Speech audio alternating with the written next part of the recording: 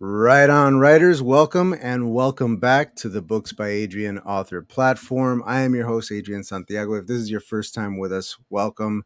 Thank you so much for being here. This is our flagship show, The Writer's Den, where we interview authors and other writers and creative people about their creative journeys, their careers, and all of that good stuff. Today's guest is a debut author by the name of Loren Colden, who has an incredibly cool thriller out called One Black Shoe. And we're going to talk to her all about the book, all about her writing journey, her career, and where it's going from here.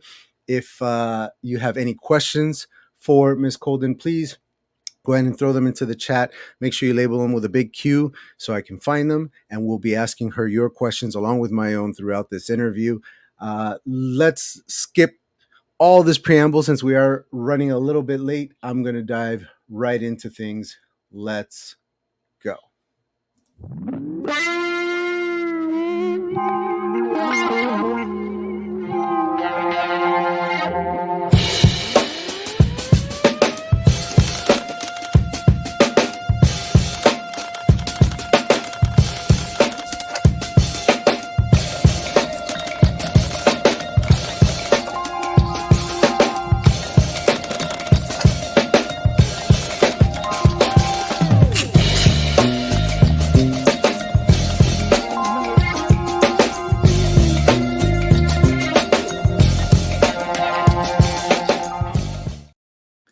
All right, y'all. So I'm going to turn on some music so it's not just my dulcet tones.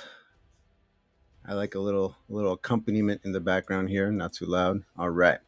Now, if you have not been here before for one of these shows, this is basically what my whole channel is about. I am an author and a YouTube content creator, and I have written a very, very cool novel, in my own humble opinion, called MYTHIC, Shadow of the Spark. It is the first in the MYTHIC series. It is a sci-fi fantasy world, and this first book follows a murder mystery plot, not dissimilar from our guest today. If you go to booksbyadrian.com, you can sign up for my newsletter where you can get this short story absolutely free. It is the prologue and direct lead into the main novel. So if you would like to see where it all started, just sign up for the newsletter. You can also purchase the paperback. Books are available in both paperback and ebooks. I'm everywhere. I am ubiquitous. So booksbyadrian.com, go check it out. Get all my stuff. And I would very much appreciate some reviews. I have 5 reviews right now. I need realistically to get up to at least 20.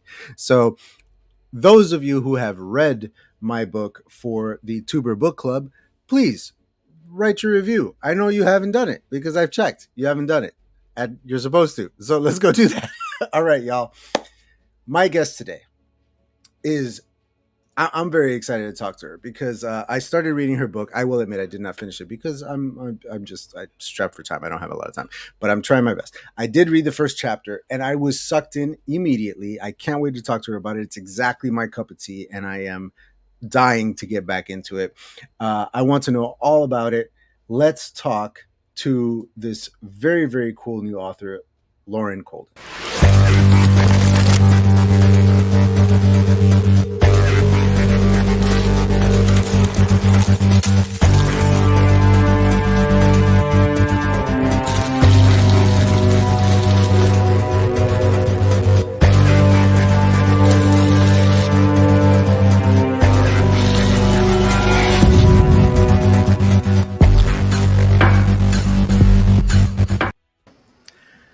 Ms. Colden, welcome. Am I saying your name right, first and foremost? Am I pronouncing that right? Sure are. Yeah, okay, good. I'm glad. I forgot to ask you when we were backstage. Hello and welcome to Books by Adrian and our flagship show, right? The Writer's Den. Please let the folks at home know who you are, where you're from, and maybe what you're currently writing these days. Okay, well, thanks for having me. It's a pleasure to be here and wonderful to have met you at the book festival when I did earlier this year. My name is Loren Colden, which is a pen name, and I'll get into that a little bit later. Mm-hmm. But I live in St. Augustine Beach, Florida. I've been there for quite some time. I've lived in Florida for most of my adult life since seventh grade, and I'm really happy to be living in St. Augustine because it's the nation's oldest city and has quite a history of being haunted. So that's right up my alley. Sounds about right. Yeah, and we're going to talk about how you've used that into the book. I really really enjoyed that too. So, for those of you who are learning about Miss Colden for the first time, as did I, she wrote this really cool book called One Black Shoe, and I'm going to play the trailer for you guys in just a few minutes here. But I wanted to first get a little background on Miss Colden. So let's go ahead and dive into the proper interview here.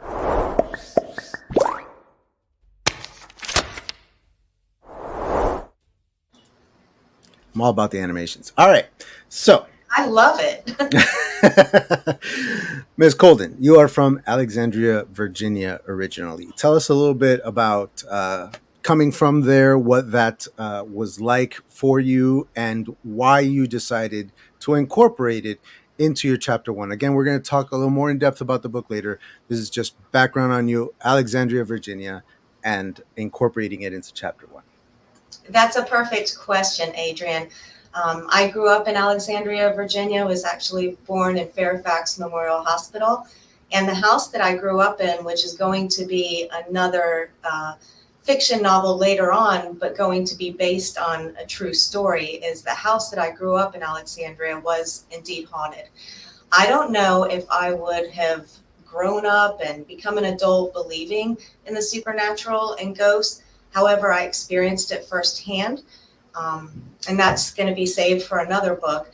But the opening chapter in Alexandria, there were some woods behind, or actually next to the junior high that my brother went to. And so where our house was situated, there was like this hill that was our backyard, and then a bigger hill that led to these woods. There were just a small patch of woods before you went down this trail, and then there was the road. Around the corner was the school. But beside the school and all around the back of the school was this giant, expansive patch of woods. I'm not sure if it's still there now, because the last time I was in Virginia was right when I graduated college, towards the latter part of the 90s. So I hope that it's not torn down, but you know, the world we live in nowadays, it's probably got a whole bunch of apartment complexes, townhomes, or whatnot. Yeah, it's But probably like a mall that's closed down since then. By the they built it and then closed that too. But as a little girl, I used to, and I'm talking little, I mean like, 6 years old, sometimes 7. I used to just love to go explore those woods. And then because of living in the house that I lived in, I started sleepwalking and was often found in those woods. So that's going to be put in my future book about that house, the haunted house. So I knew I wanted to open this book with those woods because that's one of my, real impressionable memories of that time and that place outside of the house. Sure. Yeah. I've worked in hospitality for a very long time, more than a handful of different hotels, and a couple of them are very, very old buildings that have been around for a long time and have seen a lot of folks and have had some folks die in it and whatnot. And definitely have encountered several haunted moments. So seen my share of ghosts and all that stuff. So I can definitely relate. And I did something similar. I wrote a hotel as a setting into my novel just so that I could get some of those stories out. You know what I mean? Like every once in a while, the characters go back to the hotel, and I'm like, all right, this is where weird stuff's gonna happen. Yeah. So great minds think alike. Where did your love of horror / thrillers kind of come from? Well, I actually started reading Stephen King when I was about 13. And this is going to sound kind of cuckoo, but I read when I was 14, I read Pet Sematary, and I probably read it about 14 times because I just really, really enjoyed that. I also liked to read John Saul a lot when I was an early teenager. He always starts his books with 100 years ago, this happened. And then, of course, there's hauntings that come back later. And it usually has the core group of characters are usually teenagers. So instead of reading all of the frilly stuff, I kind of got into that. And I also would read, outside of him, I'll think of it in a little bit. John Saul, Stephen King, those were the two ones. And then I've had a few other authors that kind of influenced me over the years. Of course, Anne Rice. Oh, yeah. During high school, the whole vampire, the witches, all of that just intrigued me. Yeah. So, yeah, there you go. Yeah, that'll definitely do it. The Stephen King in particular, there's he's a very good gateway drug into the genres. I'm finding, And I must say that my sister, she's 11 years older than me, but when we lived in Connecticut, because the house in Virginia, and this is no joke, and this is what I'm going to write a based on true events, is we actually split in the middle of the night and went to my grandmother's house, who lives in Connecticut, because things just escalated so much Wow. that we felt like we were in fear. But when we lived in Connecticut and finally had our own place, my sister was a big horror movie buff, and she was also a night owl. So when I would get put to sleep, I slept in the lower portion of the house, splitting a basement with my brother, that we had this tin foil wall because we had my grandmother living there, my sister, my mom, so we had to make do. But as soon as I heard my sister, everybody went to bed and she'd sneak out and go watch some movies, I'd always crawl up the stairs and hide behind the couch just to check out what she was watching. So she's probably partial to blame. Yeah, that sounds about right. I'm guilty of the same with my folks. They would send me to bed on some trumped up charges so they could go and watch a horror movie or this, that, or the other thing, and I would sneak. And I once did that with The Exorcist, and I think that's the last time. The last time that I snuck and tried to watch a horror movie secretly while they were watching it, and it scared the crap out of me. And I was like, you know what? They're onto something. I should be in bed, and I should not be watching this. I bailed. Yeah. And I mean, especially from where we just came from. I mean, it wasn't like instantaneous. It was probably like a year later, but she always kind of liked those kind of movies. And like I said, she was a night owl. And so Yeah. she's total opposite now. She doesn't like scary movies, and she goes to bed by like 8:30, 9 That's o'clock. interesting. That's interesting. So, when did the love of the stories turn into writing? When did you start writing? I was hoping you'd ask that, because when I was in 5th grade, I remember I had an English teacher, and I think her name was like Mrs. Bingman or something like that. But all we did that year was listen to her read The Lion, the Witch, and the Wardrobe. And it was just so cool because we weren't having to do a whole bunch of schoolwork. And so my love of reading just came from there.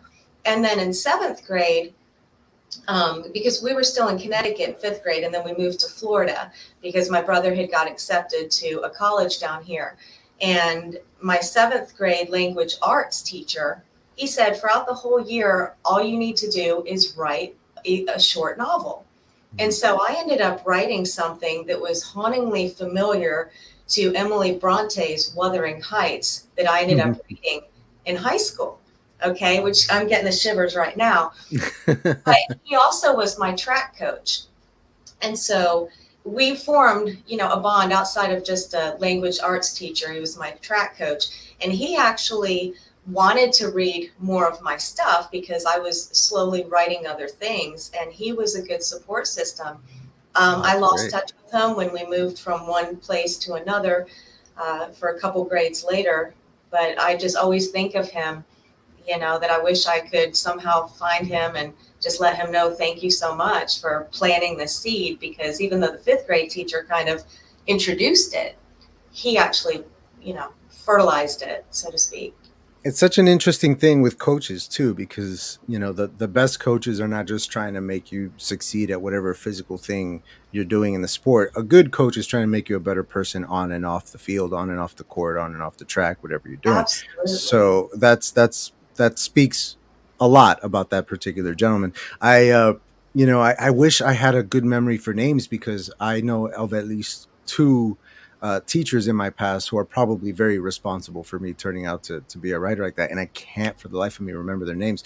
But I know that in seventh grade, I had a history teacher who caught me reading Michael Crichton once. I was huge into Michael Crichton in seventh grade. I was reading everything that he wrote, and I was reading The Terminal Man in class, and he's like, I love Michael Crichton. He pulled out like a stack of Michael Crichton books, and then we were just talking about Michael Crichton for the whole rest of the year, and so that like really fueled my love of reading, even though I was already reading, but it just kind of like lit a fire under me.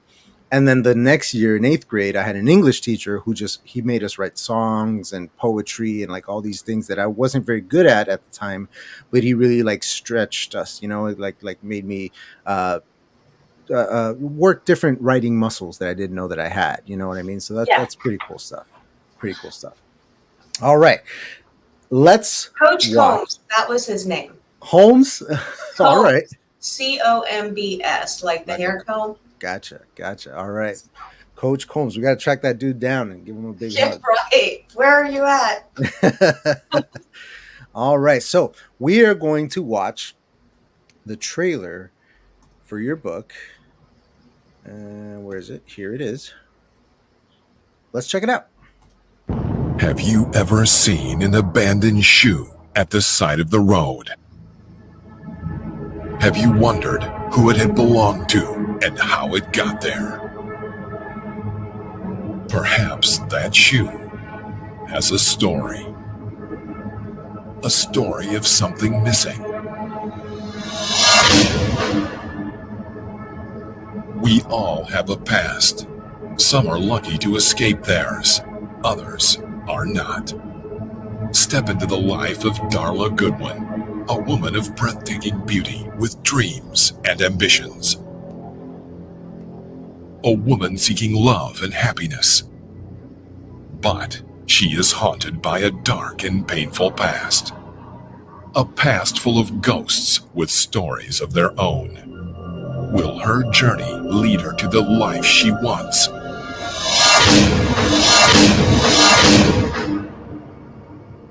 Or will one shoe at the side of the road change her life forever? Find out in One Black Shoe, a psychological thriller by Loren Colden. Available now in print, Amazon.com, and Kindle eBook.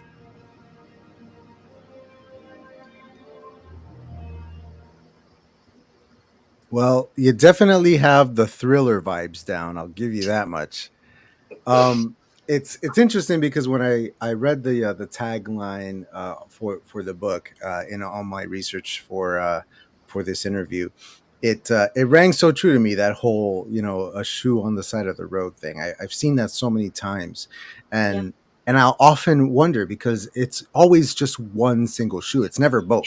And so when it's one shoe, you're like, what happened here? Because whoever lost this shoe continued on without the one shoe. Like that, it's baffling to me. And I once walked by a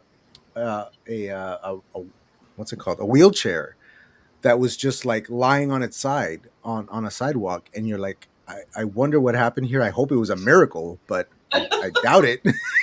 So the possibilities, you know what I mean? Like, that's crazy. So talk to me about the inception of this idea, the one black shoe, and how that kind of snowballed for you. Well, getting back to your wheelchair on the side of a sidewalk or something, I mean, that's pretty spooky. Yeah. Because, I mean, even spookier because there's got to be somebody who was handicapped in some form or fashion that was, dumped over. What happened? Yeah, or like snatched out of the chair. Like, what happened there? Why is the chair by itself and like lying on? It's very creepy.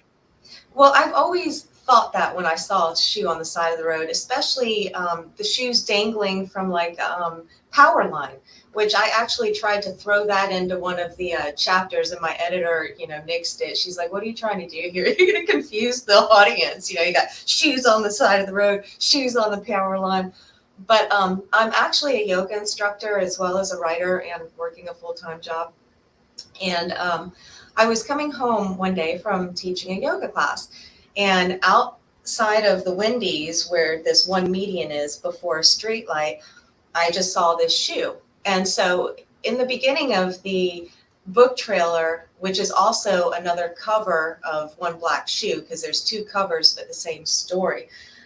That's where I saw the shoe. And I actually took that picture and had that cover made from that shoe. So as the light turned green, I started driving away thinking there's another one. But I started getting the gnawing feeling in my stomach that I have to go back and take a picture of that thing, because the story started just infiltrating in my mind about something happening to somebody, and the shoe keeps coming back to remind, whoever's involved in it, kind of like being haunted by this thing. And so it just so happened that the light turned green and there was nobody coming from the south. So I was able to make a U-turn in the median, come back, and there was nobody coming in the opposite direction. So I stopped my car in the middle of the road and just took a nice picture. And that became that. And that's the one on the wall behind you, yes? On the board that's there. One of the books. Right on, right on. And before I forget, you touched on the whole shoes from the phone line or the clothesline hanging from the wire or whatnot. Right. We see that a lot in big cities. I'm in Florida now, but I'm originally from Buffalo, New York, and what I learned in the neighborhood that I lived in was when you see those hanging on the wires like that, it's usually a signal that there's a house nearby where you can purchase drugs and other things. So it's like a marker for like, hey, like you're close by, like look around, like You just educated me on something new today. Now I don't know if that's the case everywhere. That they may have just been in Buffalo, but that's what I found out. So. All right. Now, there are dual narratives going on in One Black Shoe. Talk to me a little bit about the thought process behind the dual narratives. You started in the first chapter with, the victim, and it kind of snowballs from there in chapter 2. Where did that kind of come from for you? Well, the first chapter, like I said, I wanted to draw in my history with Glasgow Woods. And there were times where I was in those woods where it would start getting dark, and there were so many creeks and streams and cliff edges and rocks that you had to really navigate your way out by the time the sun went down. Because of course, being, before 10 years old, you don't have a lighter, you don't think to bring a flashlight. So I remember one time having my heart racing, trying to find the trail that was going to bring me out. And luckily I did, but I just remember seeing like this hole in the distance with just a little bit of sunlight left and thinking, oh my God, I'm going to make it. But that was terrifying for me, and I'll always remember that. So I wanted to start off the book with something happening in those woods that was going to be terrifying and just pull the reader right in. And then, of course, there's a couple other threads going through the book. A story about a cop who becomes a detective. And so it's his life with his marrying his high school sweetheart, starting a family. And then there's also, of course, you have to have a serial killer in there that's doing stuff behind the scenes. And so the detectives trying to solve murders, but they're in several different states. And then you have this woman who's just trying to live a normal, happy life, but she's got stuff going on. So, like I said, there's about 3 threads running through it just to create a roller coaster for the reader. There's areas that are really extremely dark, but there's also a lot of humor in it because one of the main characters has to deal with insane mother-in-law who's from, England, and she's always trying to stir up stuff and trying to, stick her wedge in the marriage and as mother-in-laws do, yes. Huh? As mother-in-laws do. Yeah, and so, you get a dislike for her, but at the same time, a lot of the scenes that she's in are kind of comical in a sense. So I try to balance out the light and dark just because I don't want to be too horrific where the reader is going to be like, I don't want to continue past this chapter. Sure. But if they read something like, oh, wow, this is intriguing, then it kind of just takes them, on their own little journey. Yeah. Yeah, you definitely want to have a little ebb and flow, with the dark and the light. Excuse me one second.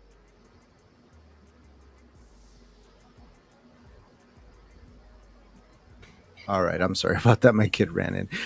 So, one of my favorite shows is Breaking Bad, and if you've ever seen that show, it can get very dark and can get very intense. And yet, every single episode has some laugh out loud funny moments in it. And I try to bring that same energy into my novel as well, because again, serial killer in my novel too. Again, like like mine's. But you need that humor there, as you say, to kind of keep the reader from feeling overwhelmed with the thriller aspect of it, right? The dark parts, you want to be able to balance them out. And honestly, it feels true to life, because even in the most absurd moments in my life, even during the most intense ones, there's usually something that comes out humorous in these moments, even especially when you tell the stories later. Mhm. Like, man, I almost died, but it was actually kind of funny. So very, very interesting how you can balance those two flavors and everything. That's very, very cool. And it's funny that you bring that up about humor in your own life, because in the book, one of the main characters has a scar on her leg, and it's kind of traumatizing to her because that happened to me. In high school, I went on a senior cruise and ended up getting in a moped accident in Mexico and needed like 156 stitches. And I was 16, and I got taken back aboard the cruise ship, and It's I a had lot no of idea. stitches. I'm serious. I have no idea, Adrian, how they cleaned the wound and actually stopped the bleeding without stitching, Whoa. because it was also a burn. So it took a while because it was just white. It took a while for the blood to come through. But I almost lost my leg because I had gone to work for my dad to put myself through college. So every summer I was going back to Virginia, and that's when I would go visit that other house. So I've got a lot of good back history for that too. But I came very close to losing my leg. I had developed an infection. The infection blew itself out. I was in the hospital for a few weeks, and when I was discharged, the doctor said, "You're really lucky that this infection blew itself out, because if you would have waited 3 days, you would have had to have your leg amputated because you had blood poisoning all throughout your body." And he said, "If you would have waited 5 days, you would have been dead because Wow. of the blood poisoning." And That's wild. it is wild because I didn't feel sick at all. I just knew that my legs started hurting, and then when I started walking on it, it felt like ants were crawling up. So then I had to go to the drugstore and get some um, crutches. And hold on, my computer just went out. Are you there? Yep, Okay. I'm here. So so then I'm on crutches, and my dad's looking at me like, "What are you doing? What's going on?" And I'm like, "Oh, I twisted my ankle because I was too embarrassed." But when you're 16, you're in such denial and you don't think about these things. And you think you're impervious too. Like, for some reason, you think you're made of rubber when you're in your teens, and everything's gonna be fine. It's like, you should Yeah, get that checked out. yeah. So that was a major thing in my life. So I knew I wanted to throw that in. And there's a lot of truths that happen in the book from my own life. One of the characters, that's the main character, has a double major, and I have a double major in criminology and psychology. I did an interview with a forensic psychiatrist as one of my field research experiments while I was getting my double major, and I had to throw him in that interview in the book. But of course, I changed it around. Um, Sure. and then the homicide detectives that take one of the characters on a ride to the morgue after taking her to a pizza joint, and that whole scene actually happened.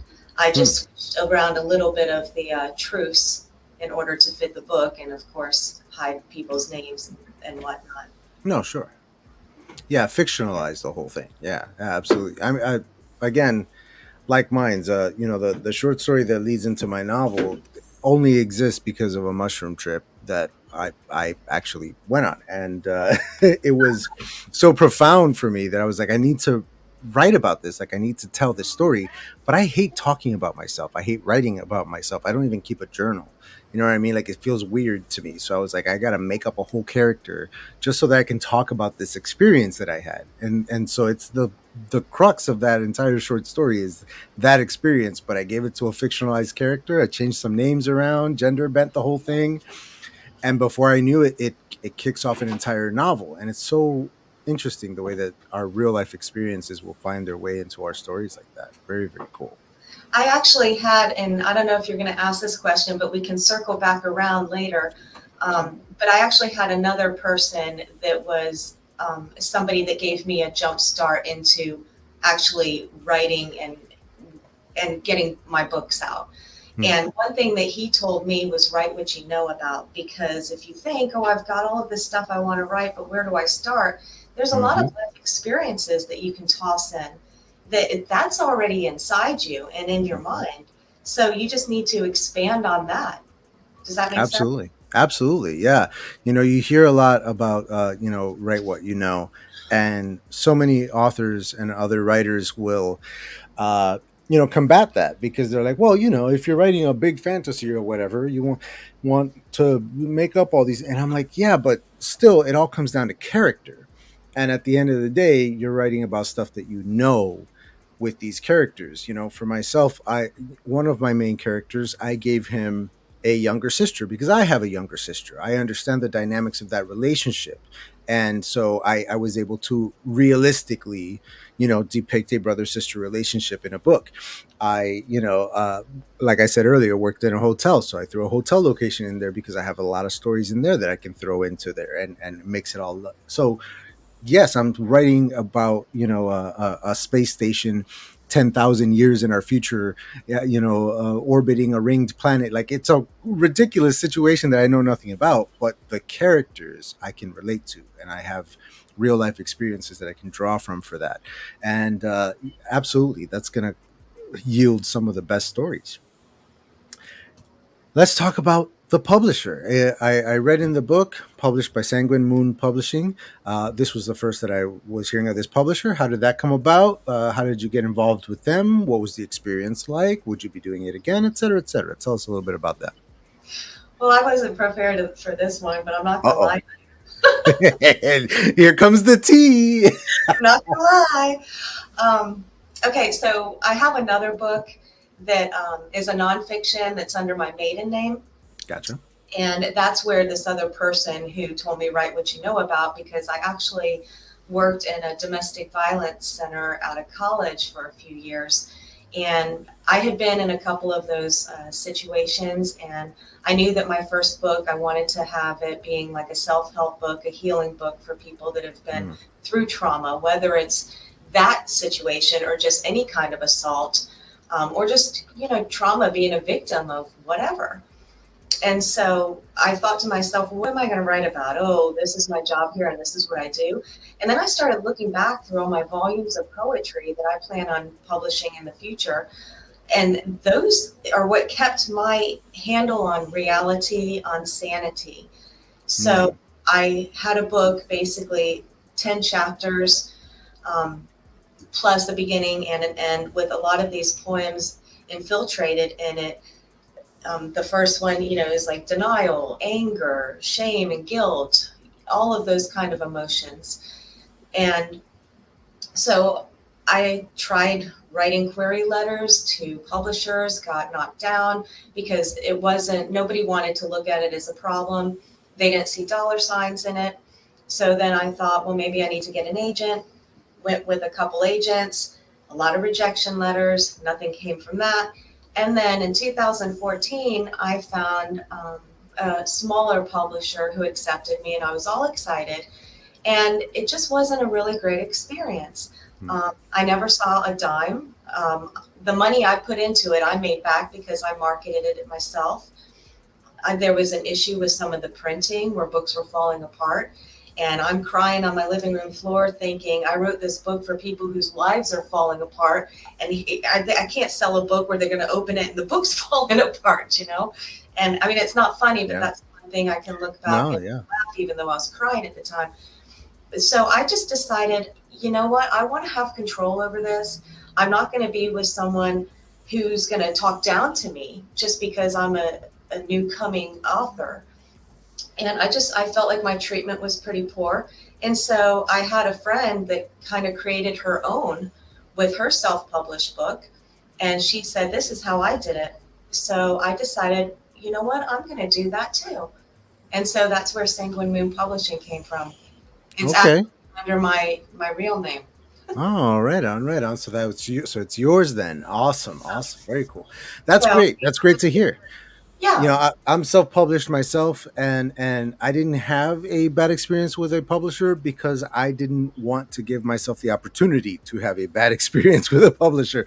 You know, before I published this thing, I wrestled with the idea of doing it myself, doing it self-published or going traditional, and I ran into, you know, obviously a lot of authors have their opinion on it, and I listened to everybody and all their advice, but it came down to this one author in my area that I spoke to who had been publishing books for 20, almost 30 years at that point, you know, an older lady.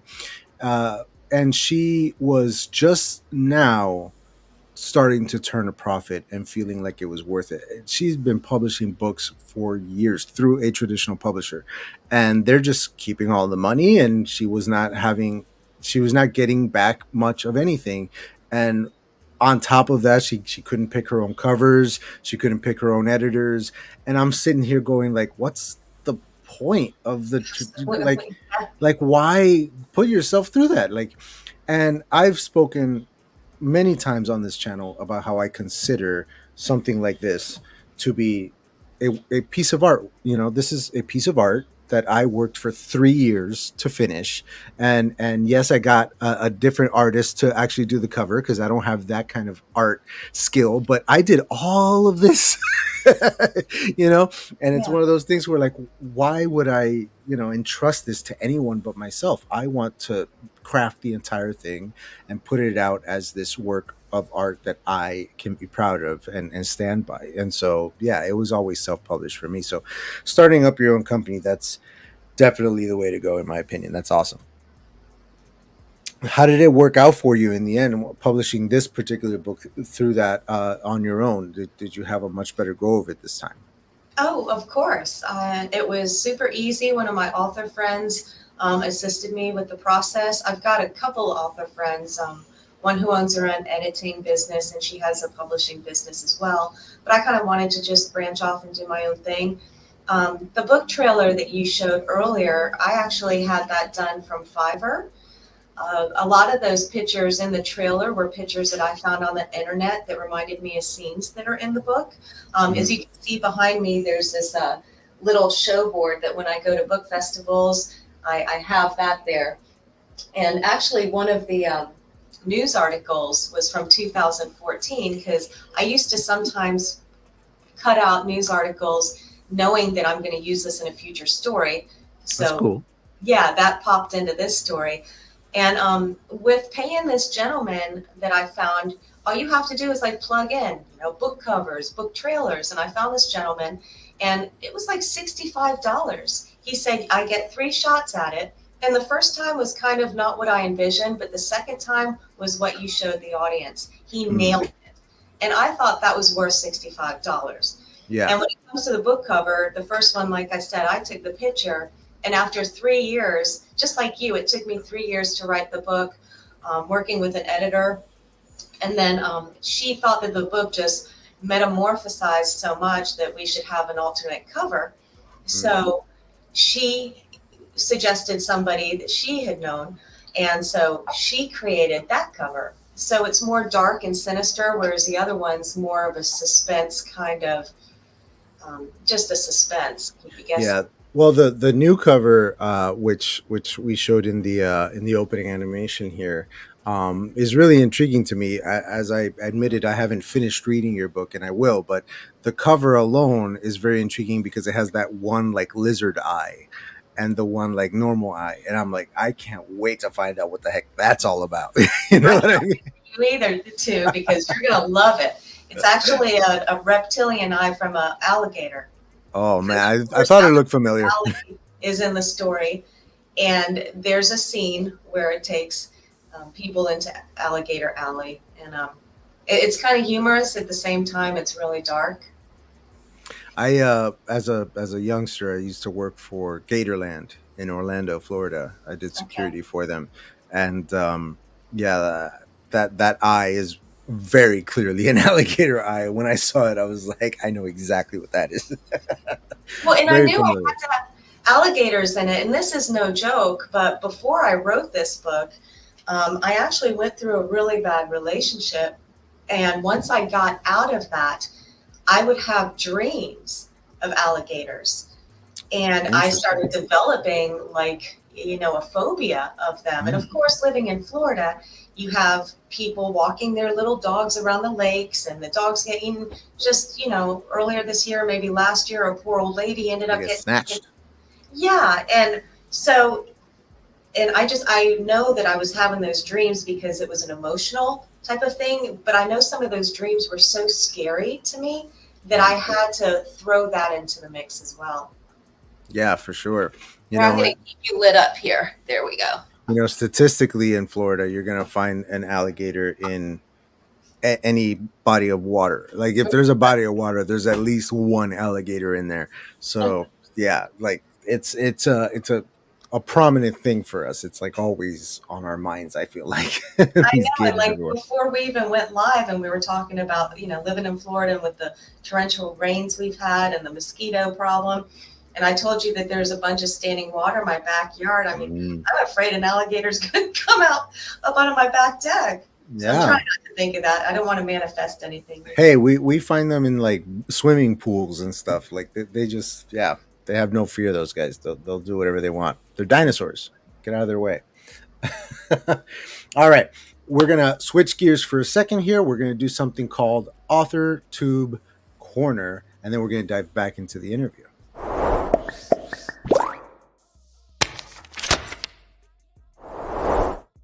Okay, so Author Tube Corner is just my way of kind of bringing attention to the folks doing stuff on AuthorTube these days. We have a brand new, and I mean brand new, author on AuthorTube. She posted her first video yesterday, and I was her first subscriber. I know it because I hit subscribe and I saw that one pop up. So she is brand spanking new.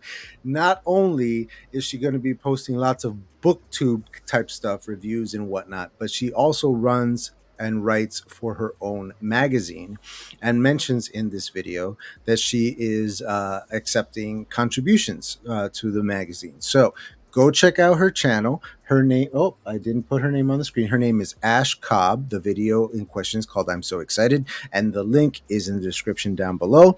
Go check her out, show her a little love, click her subscribe button, and welcome her to the AuthorTube and BookTube communities, because we are a very friendly bunch here and we like to embrace our newbies. Here's hoping that she hits up a newbie tag some of these one day soon, and we get to learn more about her. Next up, fan favorite Emma Bennett has a whole video about Regency romance research. This is another video on the topic, and she brings us into her life a little bit, shows us what she's been up to at this fair and whatnot. So go check her out. We are doing her book, The One That Got Away, on my book club, Tuber Book Club, next week.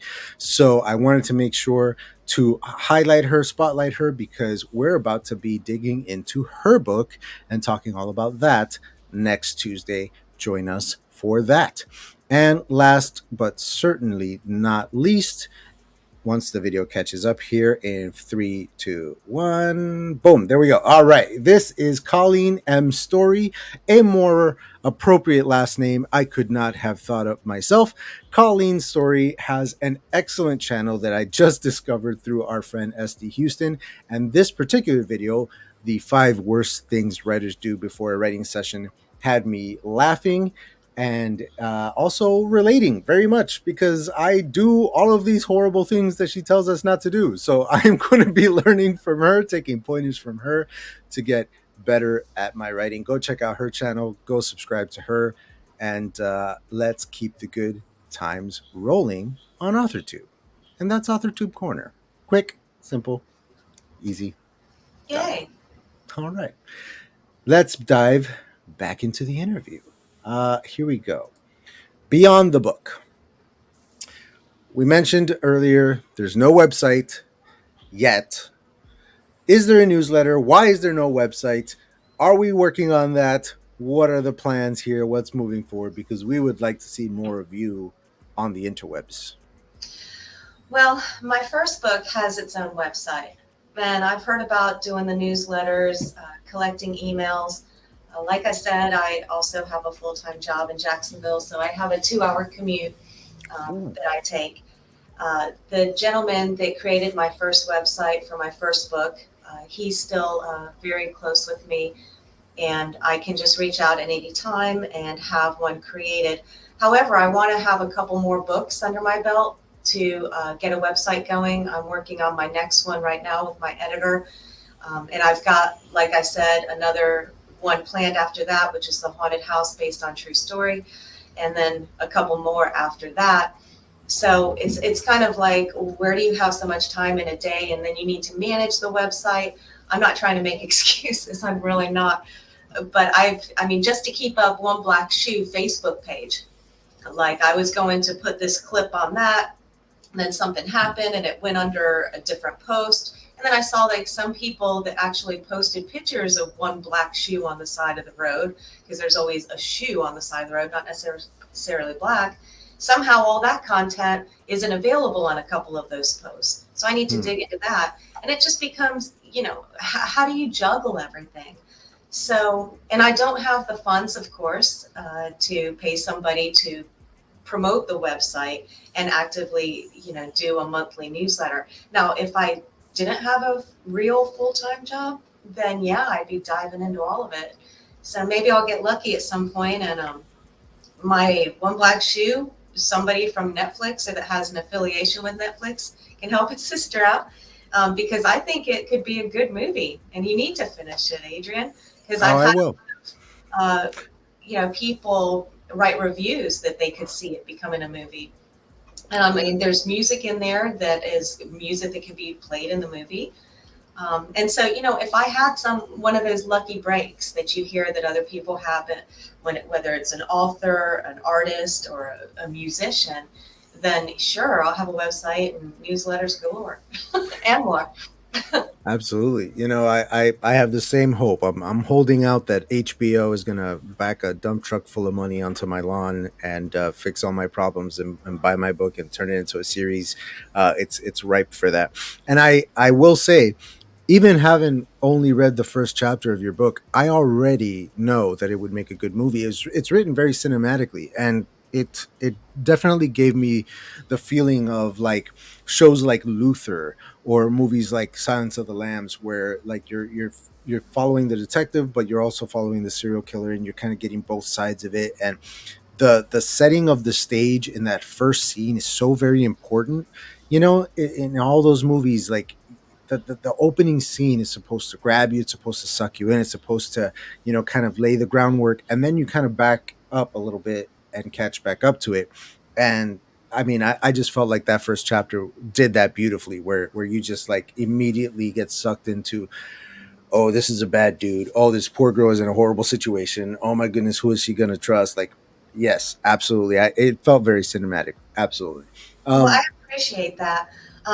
Actually, when it came to the chapters that I wrote about the cabin and what happens there, that was actually a few chapters on their own that were longer. And my editor had the suggestion to dissect them and chop them up and just pepper the story with them, which I thought was a brilliant suggestion. So I did. So as you move through the book, those scenes are like you having a flashlight and walking through a dark corridor in a cellar somewhere. And you just click on the flashlight, you get a glimpse of what's going on, you're horrified, and then the flashlight goes off, and the next chapter rolls into something else. Those chapters are pretty horrific. Some of them have come from dreams that I've had. That's another thing. I keep a journal, and it's not to journal, it's to actually write down. A lot of times if I'm enjoying sunset on my back deck, I'll be on my phone, on my notepad, writing ideas that come to me. Sure. And then I just look at them all. And then, of course, that's some more things you can just throw into your story. They're already written. Absolutely. Now, just to wrap up on the whole website and newsletter dealie, I have a full-time job as well. I got 2 kids, as you know, from the little loudmouth that read in here a minute ago. And you know, uh, for some reason, my wife and kids like me and want to spend time with me and have me around all the time. So it is really hard to find the time, not only to write, but also to do this kind of thing, to run the newsletter, to run the website, all that kind of stuff. It's very time consuming. It takes a lot of work. Often I'm staying up really late to get things done, or I'm waking up very early. I'll just set an alarm for like 2 hours before everybody else is going to wake up, so that I can have some peace and quiet in the house where I can get some work done. So I totally get that. Absolutely. Just like the desire for some free time to get that kind of stuff done. I will say, as a little piece of, just throwing in my 2 cents in there, there are ways to do the website for free with no technical know-how. You can get it done within like an hour of spare time, and once it's up, it's up. Things like WordPress, things like Squarespace, where they have a template already. You just click on the template, maybe change a couple colors around, maybe change a couple images, and you're done. And from then on, you can just post a post whenever you want to or not. But I would definitely recommend getting some kind of website or a blog or something up for people to find you more easily, and therefore your book a little more easily. Especially those Netflix guys, they're going to be looking for your website. If they can find a website, they might actually make you that offer. So I'll get the website down before the end of the year. there you go. Boom, done. Our good friend and constant collaborator, SD Houston, a wonderful author and very, very good at her whole marketing scheme, is going to be doing a deep dive on how to get started on growing a subscriber base and everything. I have been running my newsletter for the 3 years that I've been writing this book, and for the first for more than those whole 3 years, I had a maximum of 150 subscribers. I never really broke further than that on the newsletter. And in the last month, I have shot up to 400. There are newsletter swaps that you can get into as an author, where you just trade newsletters with people. So all of a sudden they're advertising your book to their audience and you're advertising their book to yours, and you grow each other's audiences that way. Doesn't cost anything. It's just authors helping each other out. There's support out there for you. AuthorTube right here, right now, this is one of them. If it wasn't for this community right here, I don't know where I would be with my book. I certainly wouldn't have sold what I have sold so far of this book if I didn't have this presence on here. So I absolutely recommend doing something like that. And again, it's just us helping each other out, just like this is having you on the show today. That's my little way of helping in any way that I can, bringing new eyes to you. She's doing a newsletter class on August 19th. So I'm going to find out more about this and throw it into the description below after the show. So if anybody wants to get in on this, Shannon, if you have a link, throw it in there. If you don't, if you have any information, throw it in the chat and I'll share it with everybody. All righty. Let's see.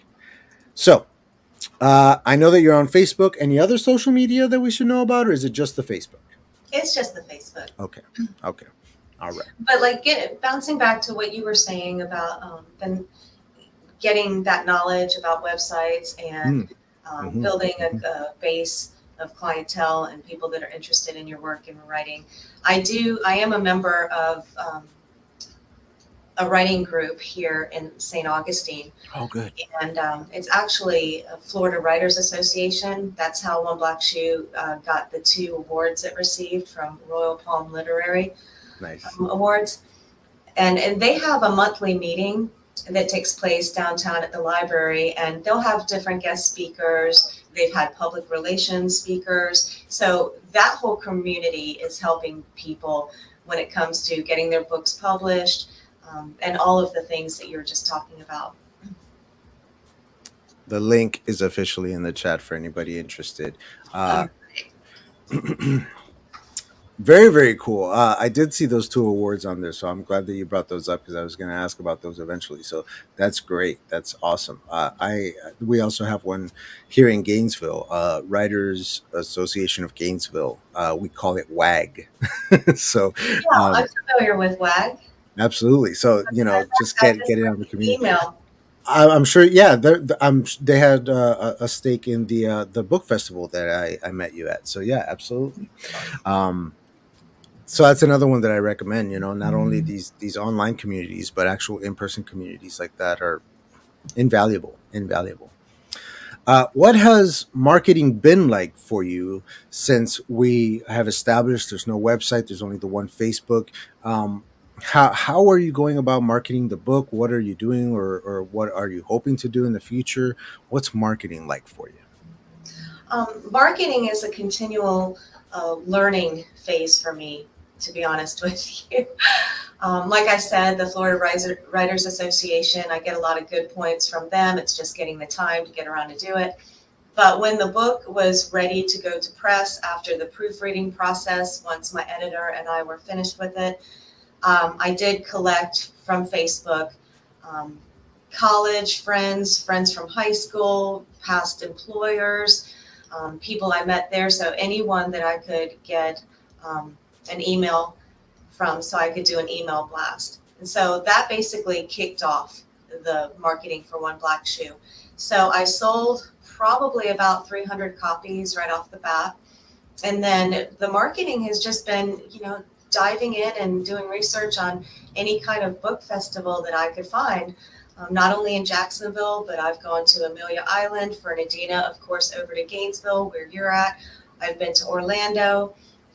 There used to be a couple in St. Augustine, and then bounced back to Jacksonville again. So that's basically it right now for marketing for me.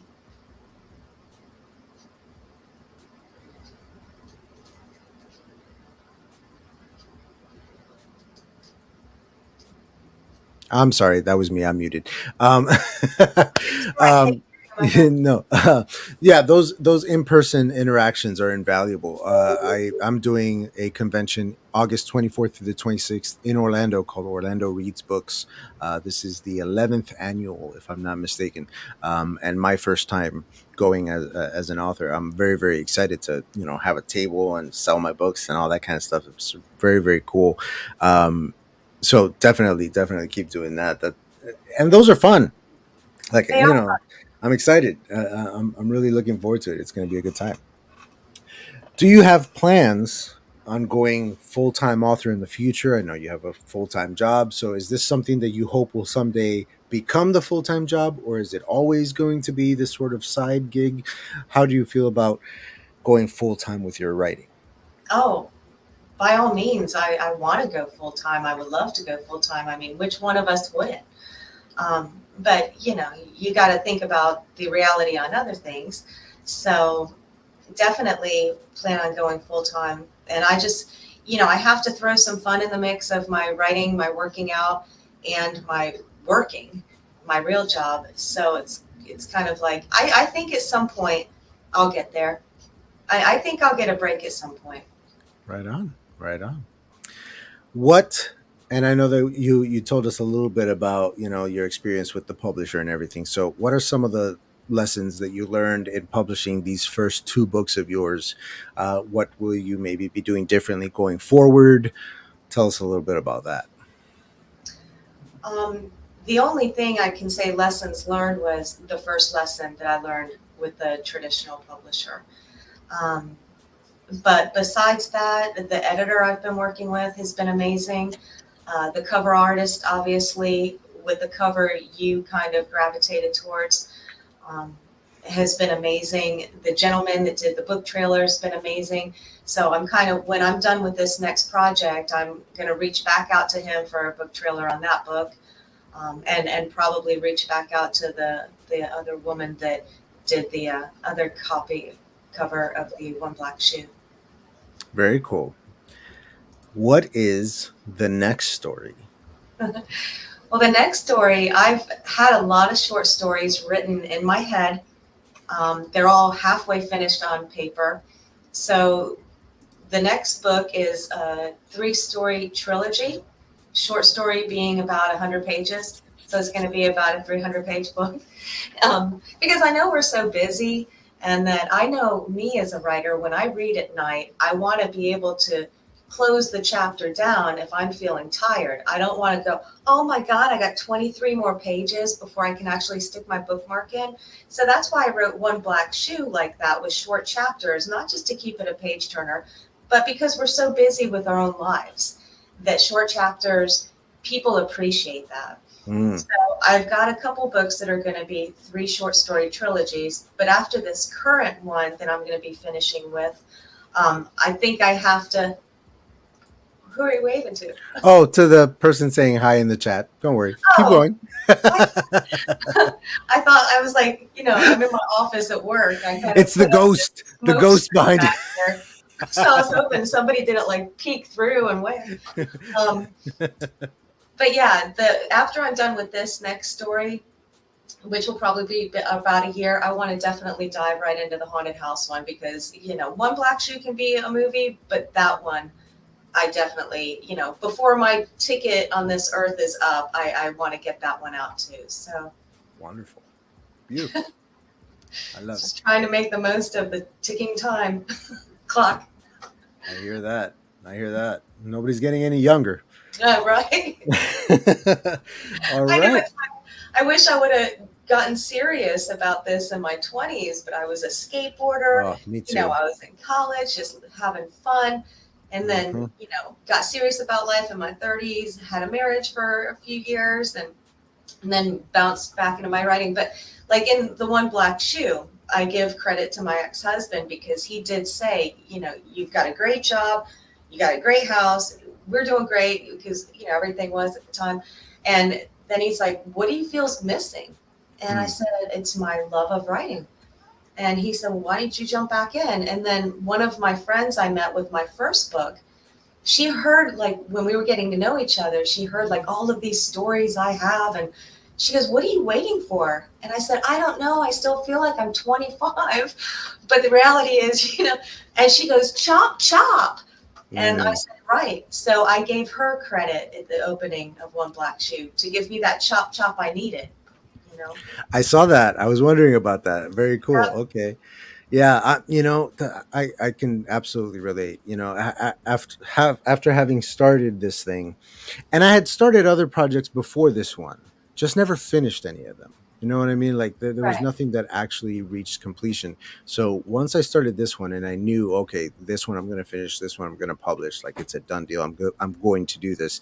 I started up the author platform and everything, but I'm 38 now. I'm, looking down the barrel of 40 in the next couple of years here. And I really wish that I had started this 10, 15 years ago, because I was writing back then. I didn't do anything with it, but I was writing, and I could have been doing this. I could have been publishing books. I could have gotten the first novel. Statistically, your first novel is usually your worst one, and you get better as a writer as you go. I should have had a first novel 15 years ago, so that I would have been a better writer by now.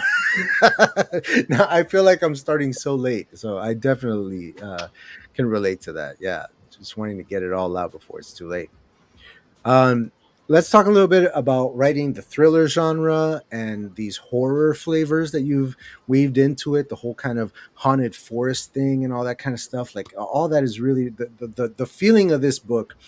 And again, I don't know why, but it feels very much like Silence of the Lambs or something like that, where it's a thriller, but Silence of the Lambs is pegged as a horror movie. I don't consider it a horror movie. I consider it a thriller, but it has those flavors in it for sure, So talk to me a little bit about kind of blending these.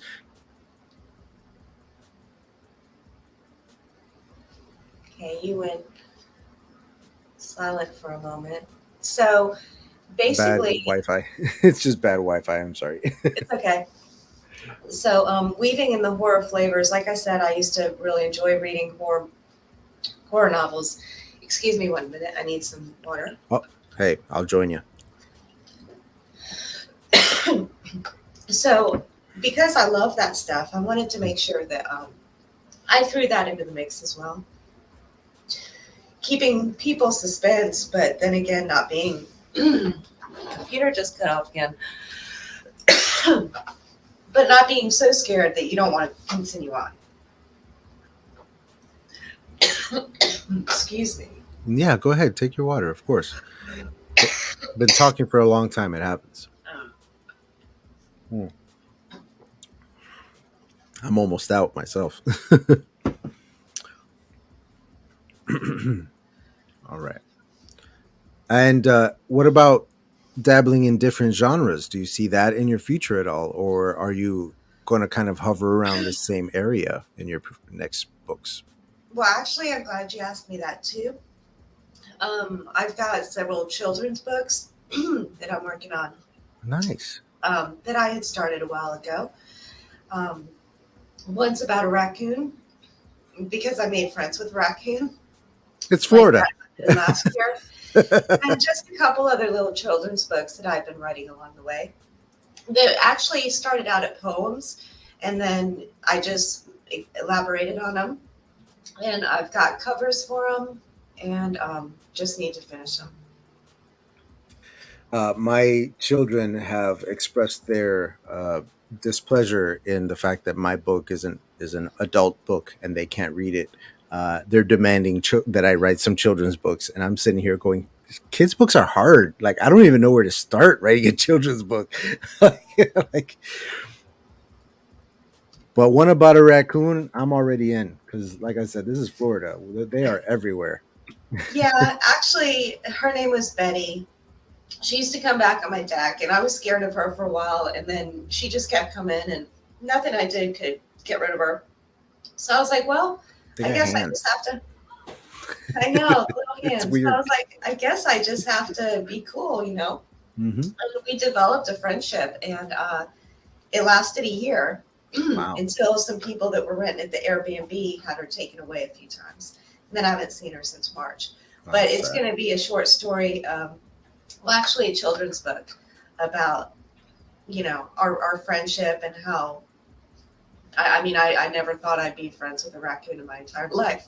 So it's a really cool thing that happened to me. That's cool. I can't, you know, now I really want to read that. I really hope that you finish it soon, because that sounds awesome. That sounds like a really great read. And then I was thinking of writing like another short story for adults called Rent Comes with Raccoons. And it not being like a horror story, but, you know, somebody comes in and they're paying all this money and stuff. And then you got the raccoons that, you know, going to come in, and you'll come home from work and there'll be 3 of them on your couch with the remote control, you know, and you've lost control. Yeah. The remote in their little hands is just like. Yeah. One's in the back room playing video games, you know, it's just chaos. Brilliant. Brilliant. And you can't complain because the raccoons come with the place. You're renting the place, comes with a raccoon. That's right.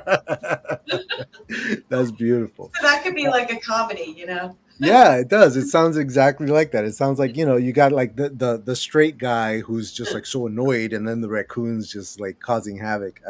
I'm in. I'm already sold. Let's do it.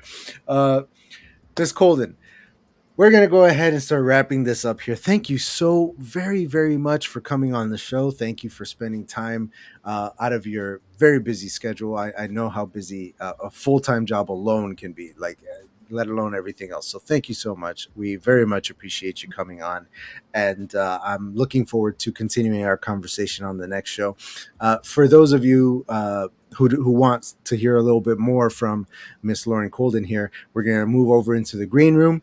The green room gets edited and uploaded later in the week. However, there is a super secret window in my Facebook page. So if you click on the Facebook page link in the description below, you can watch us while we're in there talking. You guys can't interact because that's just for me and her, but you guys can watch if you want to. And if you don't, no worries. You can catch us on Friday when the video goes up. I just want to say thank you very much. And I was just about to give you the floor. Yes, ma'am. If you would like to go ahead and say goodbye to the folks at home. Sorry, I was choked to death over here at the end of the, the live feed. That would have not been cool. You know, I fall out of my chair. You're like, oh, what happened to our featured author? I'm glad you're okay. That would have been horrific, but at the very least, it would have made us go viral. So I don't know, like, it's just,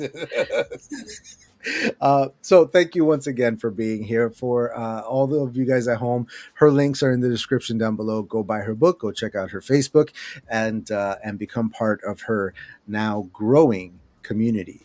And Miss Colden, I am going to ask you to just stick around after the show here, and I'll reiterate our instructions on how to join me on the green room.